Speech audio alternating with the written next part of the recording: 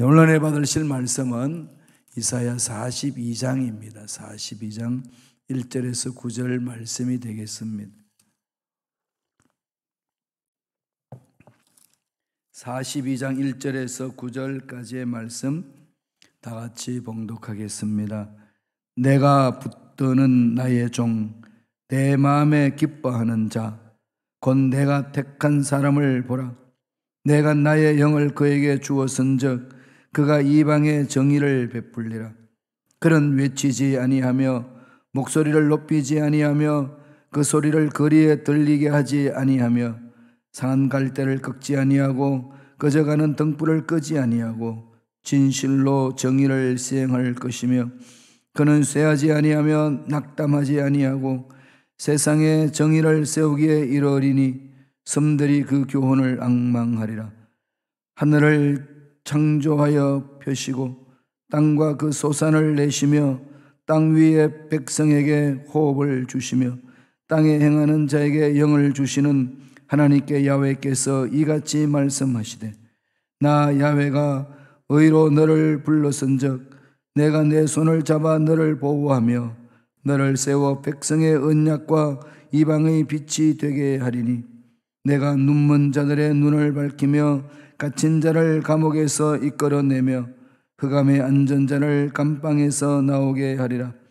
나는 야훼이니 이는 내 이름이라. 나는 내 영광을 다른 자에게 내 찬송을 우상에게 주지 아니하리라. 보라, 전에 예언한 일이 이미 이루어졌으니이다. 이제 내가 새 일을 알리노라. 그 일이 시작되기 전에라도 너희에게 이르노라. 아멘. 이 말씀으로 하나님이 택하신 종이라는 제목으로 은혜의 말씀을 나누겠습니다.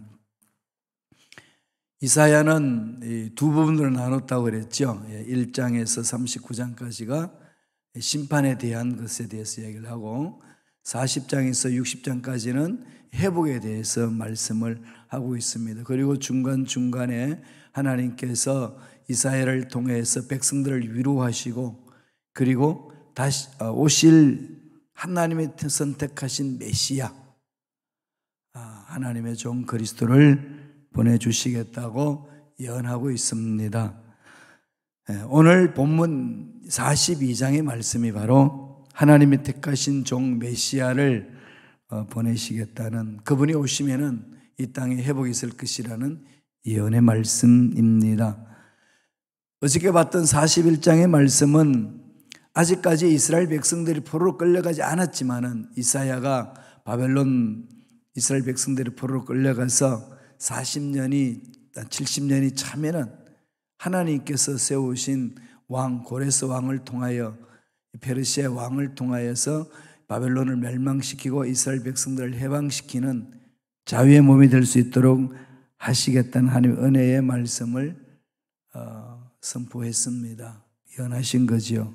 42장 오늘에 와서는 페르시아 왕 고레스 왕이 바벨론을 멸망시키고 이스라엘 백성들을 자유케 하시는 그런 역사적인 사실로 머무르는 것이 아니라 고레스 왕보다도 뛰어난 참된 구원자 메시아가 오셔서 너희들을 영원한 세계로 이끌 것이다, 그렇게 말씀합니다.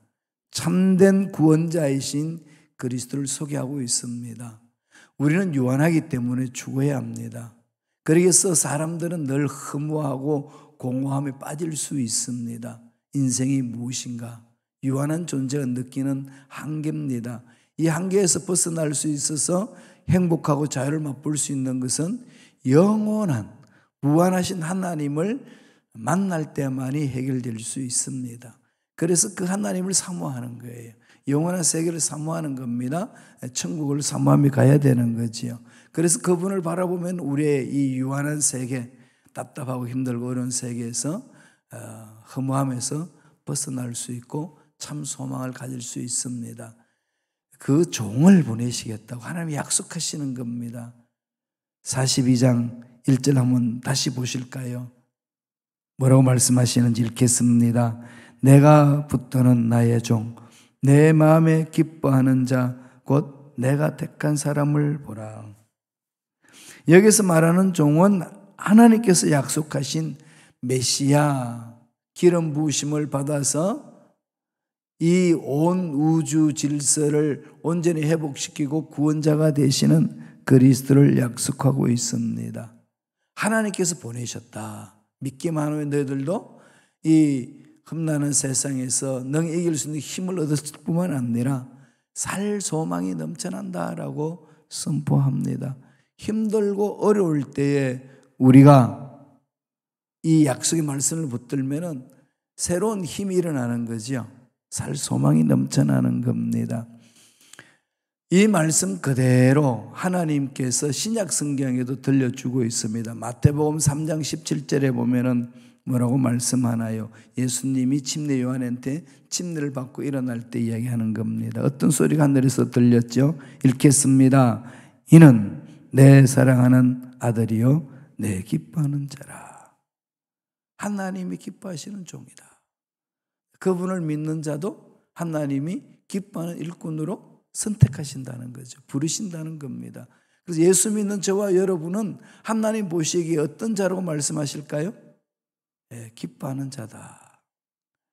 내가 내 삶을 바라볼 때는 좀 초라하고 어리석은 생각, 어리석은 말, 어리석은 행동을 하는 그런 일들이 많이 일어나지만 그럼에도 불구하고 하나님은 십자가를 통해서 우리를 보시기 때문에 참으로 기뻐하신다는 거죠.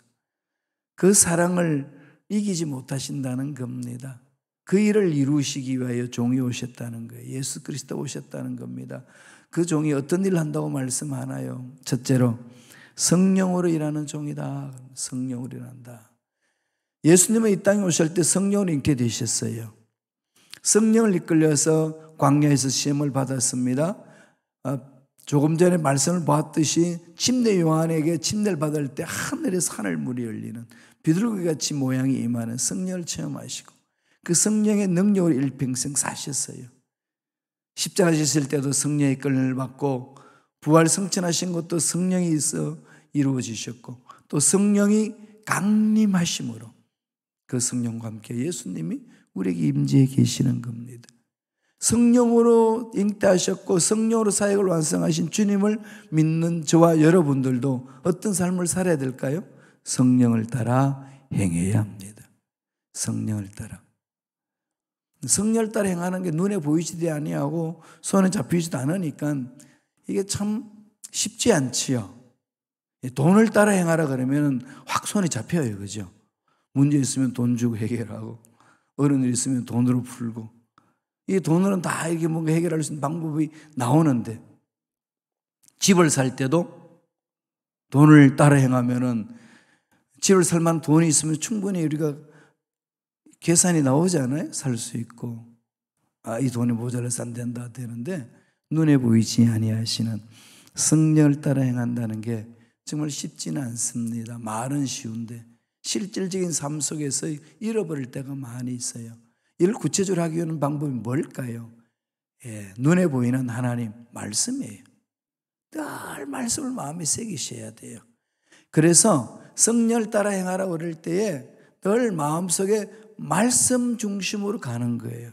그 말씀은 성령의 능력으로 기록된 말씀이기 때문에 말씀을 마음방에 새기고 나아가면 성령께서 인도하심을 따라 나아갈 수가 있습니다.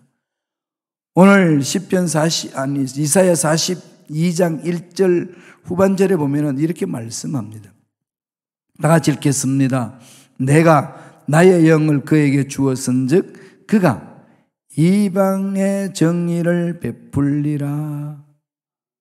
영을 부어주셨으니까 이 영으로 정의를 행하신다는, 정의라는 히브리 말로 뭐라고 그랬죠? 미슈파트.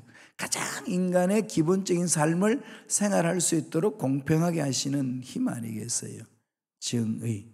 그러니까 서로 불공평한 상태에서 사랑을 외치는 것은 사랑이 아닙니다. 그렇잖아요. 그건 무지한 거죠. 공평하게 일을 만들어줘야 돼요. 그게 정의로운 사회를 만드는 거죠. 정의로운 사회를 만들어졌을 때에 진정한 사랑의 의미를 느끼는 거 아니겠어요? 그래서 사랑과 정의는 같이 갑니다. 분리되지 않아요. 동전의 양면 같습니다. 죄를 회개하고 난 후에 서로들 간에 그 사랑의 교제가 일어나는 거 아니겠어요? 죄는 그대로 끌어안고 있고, 그러면서 죄에 대해서 울고 불고 후회는 하도 돌이키지 아니한다면 진정한 사랑이 서로 교감할 수가 없다는 겁니다. 그래서 하나님은 그 죄를 벗어버리기 위하여 사랑으로 그냥 품어주시잖아요. 그럼 사랑을 체험한 자는 죄를 끊어버리고, 죄를 끊어버리면 회개함으로써 하나님의 공의와 정의 편에 서는 겁니다. 회개하는 자는 하나님 뭐라고 그랬습니까? 너는 참 정의로운 자다. 너는 의로운 자다. 그러는 거죠. 그래서 우리는 성령을 인정하고 환영하고 모셔드리고 성령을 따라 행함으로 하나님이 기뻐하신 일을 감당할 수 있습니다. 내 개인의 삶에도 그렇고 가정에서도 그렇고 자녀들에게도 그렇고 또 교회 공동체에서도 그렇게 일할 수 있습니다. 마태복음 3장 16절 한 번 더 읽어보실까요? 마태복음 3장 16절 다 같이 한 목소리 읽겠습니다. 예수께서 침례를 받으시고 곧 물에서 올라오실새 하늘이 열리고 하나님의 성령이 비둘기같이 내려 자기 위에 임하심을 보시더니, 성령의 기름 부으심을 임하니까 공의로운 삶을 사시는 거죠. 정의로운 삶을 사는 거지요. 그래서 하나님이 일을 감당하는 겁니다. 따라서 저와 여러분들 예수를 믿는다는 것은 예수를 믿고 난 후에 우리가 회개하고 나서 뭘 하죠?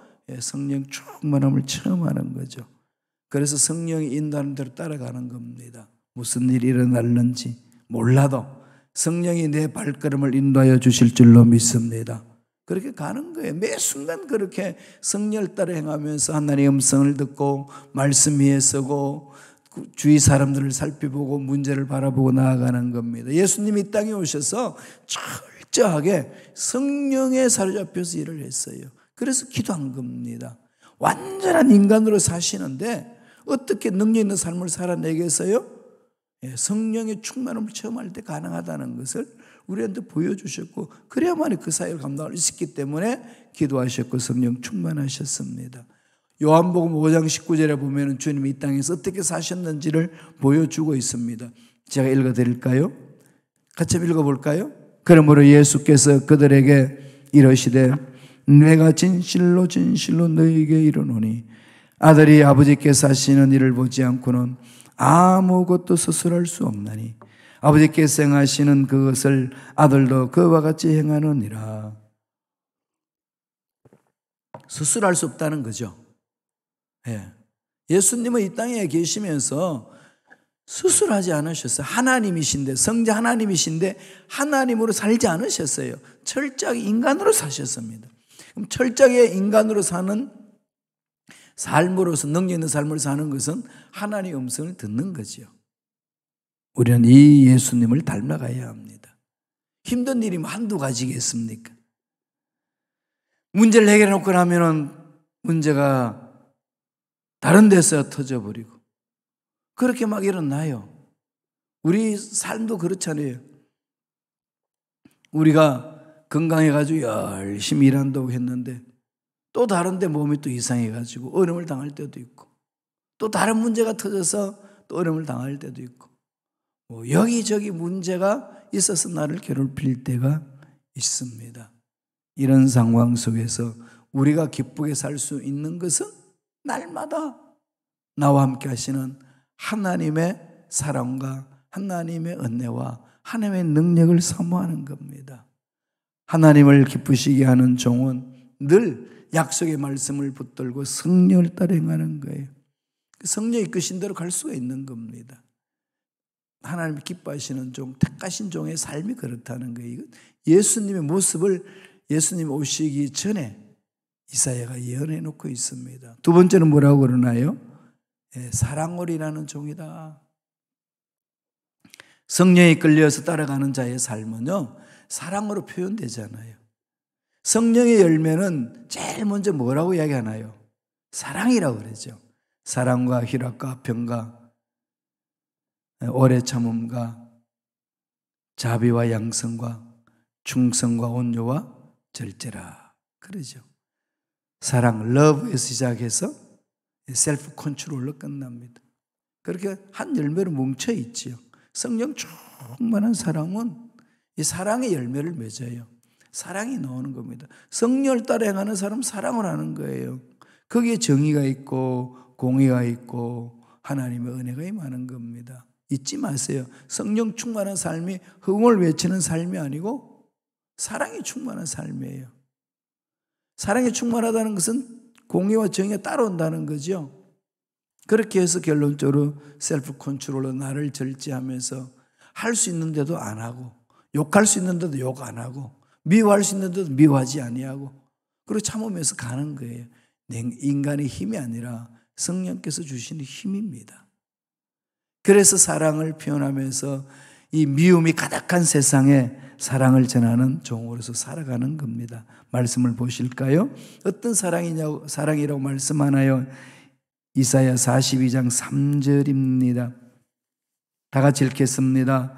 상한 갈대를 꺾지 아니하고 꺼져가는 등불을 끄지 아니하고 진실로 정의를 시행할 것이며 상한 갈대, 꺼져가는 등불. 정말 힘이 없잖아요. 그죠? 끝난 인생 같지 않습니까? 한 인간으로 표현한다면은 상한 갈대 다 꺾였어요. 그런데 그걸 꺾지 아니하시고 세우신다는 거죠. 등불 꺼져가면, 기름이 없어 꺼져가면은 걸음은 일어나고 그냥 이 쾌쾌한 냄새만 풍기하고 힘들잖아요. 걸음 일어나는 그곳에. 근데 그게 다시 불을 지펴주시는 분. 그분이 바로 메시아시다. 우리 인생을 책임져 주신다고 말씀합니다. 연약한 식물 갈 때 조그만 힘을 주어도 꺾여지는 건데 이런 갈대가 상했다면 얼마나 연약하겠습니까? 상한 갈대는 아무 짝이 없습니다. 고치시는 거죠, 하나님. 하나님이 만지시면 고쳐지는 겁니다. 나는 약해서 일 못합니다. 병들어서 일 못합니다. 그런 말씀하지 마세요. 하나님 앞에 쓰임 받으면 하나님은 풀어서 쓰시는 거예요. 매인 것은 풀어서 쓰시고 병든 것은 고쳐서 쓰시고 없는 것은 주셔서 쓰시고 그렇게 일하시는 거니까 우리가 어떤 위치에 있느냐 중요한 거 아닙니다. 중요한 건 어디에 있을까요? 사랑을 베푸시는 하나님께 집중하는 거죠. 그래서 하나님 말씀합니다. 상처난 갈대 꺾지 않으신다. 꺼져가는 등불 끄지 않는다. 스스로 생각하기에는 나는 상한 갈대고 꺼져가는 등불 같구나. 이제 더 이상 필요가 없구나. 이런 생각은 다 잘라버리세요. 하나님은 그런 자들을 품어주시고 세워줍니다. 사도 바울도 그랬지요. 내가 약할 때 강함이라. 살다 보면 자꾸 약해질 때 많지요. 연세 드시면 더 약해지시지요.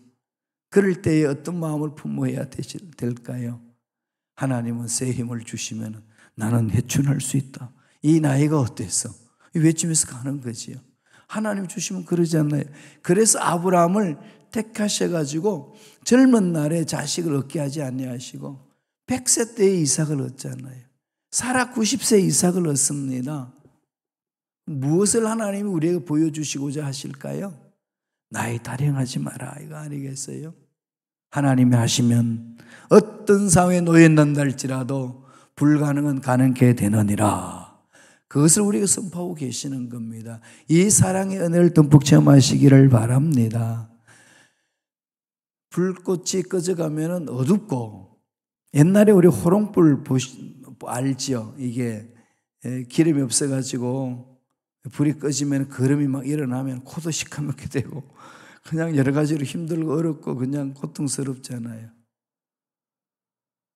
그런 인생이라면 얼마나 힘들겠어요. 나만 괴로운 게 아니라 남도 괴롭히는 사람이 된다는 거지요. 그럴 때에 성령은 기름을 부어주셔서 활활 타오르게 만들어 주십니다. 그 은혜를 사모하시기를 간절히 축원합니다. 마지막으로 어떤 종이라고 오늘 이사야는 예언하나요? 소망을 잃지 않는 종이다. 소망이 있는 거죠. 예수를 믿는 저와 여러분은 소망이 있는 삶을 삽니다. 세상이 아무리 난리를 치고 내 상황이 아무리 어렵고 정말로 인간적인 생각으로 봤을 때 보잘것없는 그런 존재라고 판단이 될지언정 하나님은 고쳐주신다는 거예요. 소망을 주신다는 겁니다. 세상 소리에 귀를 기울이지 마시고 마귀의 소리에 흔들려가지고 자기 자신을 그냥 이렇게 정죄하면서 낙담하면서 주저앉는 자가 되지 마시고 날마다 소망을 주시는 하나님의 음성을 듣고 일어서시기를 축원합니다. 하나님의 말씀을 붙드는 자는 소망이 있는 자예요. 4절 보실까요? 이사야 42장 4절입니다. 다 같이 읽겠습니다. 그는 쇠하지 아니하며 낙담하지 아니하고 세상에 정의를 세우기에 이르리니 섬들이 그 교훈을 앙망하리라. 쇠하지 아니하죠. 낙담하지 않습니다. 주님 이 땅에 오셔서 제자들이 배반하고 다 도망가도 낙담하지 않습니다. 그를 쫓아다니면서 혼내지 않아요. 오히려 성령의 은혜로 그들을 사랑으로 품으시고 다시 세우시고 다시 일어나게 하지 않습니까? 그렇게 해서 온 우주 만물에 영광스러운 이름이 되게 하셨다. 그렇게 사도 바울은 빌립보에서 설명을 하고 있습니다. 오늘 말씀에 섬들이 그 교훈을 앙망하리라 말은 무슨 얘기일까요? 5대양 6대주 다 바다 위에 떠있는 섬들 같잖아요. 온 지구촌에 하나님의 형상을 입은 사람들이 하나님의 말씀을 부여잡고 앙망합니다. 높이는 거지요. 그 세상에 이 타락한 가치관은요 정말로 사람을 부패하는데 약하지 않아요. 강합니다. 세상에 타락한 죄악의 세력이 얼마나 강한지 모릅니다. 말씀대로 쓰고자 하는 사람들을 공격해서 넘어지게 하는 것들이 얼마나 많은지 모릅니다. 그러므로 저와 여러분들은 날마다 성령으로 무장하고 말씀으로 무장하고 기도로 무장하여 일어서야 될 줄로 믿습니다. 흔들리지 말기를 바랍니다. 하나님은 결코 우리를 버리지 않습니다. 우리를 지켜주시고 때가 되면은 하나님이 기뻐하시는 위대한 역사를 선달해 갈 수 있도록 이끌어 줍니다. 그래서 실망하지 마시고 낙심하지 마시고 포기하지 마세요. 때가 되면 하나님은 이루어 주십니다. 역사가 그렇게 일어나는 거거든요. 우리가 계획대로 안 된다고 실망할 때 많잖아요. 낙심만 들 때가 많이 있지요. 그럴 때마다 하나님이 이 말씀을 주시는 거예요. 낙담하지 말고 인내하며 기다리라. 때가 되면 이루어 주시리라. 하나님 그리 역사를 하셔요. 우리 교회가 캐치길에 있다가 그 캐치길에 있을 때 건물들이 그냥 낡아가지고 비도 세고 그 다음에 건물 한쪽 벽은 무너지고 또 철탑 같이 십자가를 세워놨는데 그게 또 약해가지고 막 떨어지려고 그러고 그냥 보면 난리가 난 적이 있었어요. 하나님 언제 우리 교회 이 지붕 뚫어 주시겠습니까? 그 지붕도 납타가지고 그냥 여러 가지 힘들었는데 기도하고 부르짖고 찾고 두드리고 그랬더니 이렇게 천정을 확 뚫어주시고 하나님이 이렇게 좋은 예배당 속에서 예배드릴 수 있도록 허락해 주셨잖아요. 도가 융자가 있어서 참 어려울 수 있는데 우리가 재단에 또 소속하게 되어서 재단에서 이 모든 융자를 다 갚아주고 새롭게 시작해서 정말 빚 없이 하나님의 말씀 순종하며 죽은 자를 살려내는 데 쓰임받고 구제하고 선교하고 어린 자녀를 양육할 수 있도록 기회를 주셨잖아요. 한 단계 한 단계 풀어가시지 않습니까? 1년의 과정을 쭉 보면은요 정말 하나님의 은혜예요. 그러니까 그런 은혜를 체험한 저와 여러분 고백할 게 뭐가 있겠어요? 여기까지 이끌어오신 하나님 앞으로도 더 멋지게 이끌어 주실 줄로 믿습니다. 이 고백이 일어나는 거지요.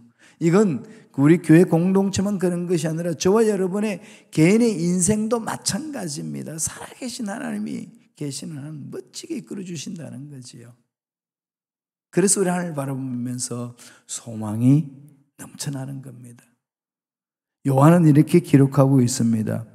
요한복음 1장 42절 43절에 있어요. 다 같이 읽겠습니다. 그가 먼저 자기 형제 시몬을 찾아 말하되 우리가 메시아를 만났다 하고, 메시아는 번역하면 그리스도라. 데리고 예수께로 오니 예수께서 보시고 이러시되 내가 요한의 아들 시몬이니 장차 게바라 하리라 하시니라. 안드레가 예수를 먼저 믿고 예수님을 만나고 난 후에 자기 형 시몬에게, 베드로에게 복음을 전합니다. 형, 메시아를 나 만났다. 보러 가자. 그 메시아 앞에 갔더니 예수님이 그 시몬 베드로에게, 그때는 시몬이죠, 시몬에게 외칩니다. 장차 게바라 하리라. 게바는 번역하면 뭐라고 그랬죠? 베드로. 베드로는 뭐예요? 반석이에요. 반석. 시몬, 지금은 보잘것없는 너의 존재지만은 장차 게바가 되리라. 장차 바위가 되리라. 과정 속에서 얼마나 그냥 좌충우돌합니까? 이리 넘어지고 저리 넘어지고, 이리 부닥치고 저리 부닥치고. 예수님 말씀할 때 너희들 날 다 버린다, 난 십자가에 죽는다 그랬더니 막 베드로 일어나가지고 무슨 습한 소리 하십니까? 여기 인간들이 다 버려도 난 주님을 안 버립니다. 목숨 바쳐 따르겠습니다. 그렇게 외쳤던 베드로가 가야바뜰에서 예수님을 3번이나 부인합니다. 부인으로 그쳤나요? 저주까지 합니다. 그랬던 베드로 마침내 어떻게 되나요? 부활하신 주님을 만나고 이렇습니다. 마침내 베드로가 되죠. 비록 지금은 아니라도 때가 되면 게바가 되리라. 예수님이 예언하신 대로 이루시는 거예요. 저와 여러분도 지금 어떤 연세를 가졌든 어떤 상황에 놓여있든지 간에 장차 게바가 되리라. 이걸 가슴에 새기셔야 돼요. 주님이 날 부르실 그때까지 반드시 게바 같은 존재로 나는 멋지게 쓰임받을 날이 있으리라. 그러므로 지금 여기에서 내가 해야 될 일을 하리라. 이렇게 결심하며 가는 겁니다.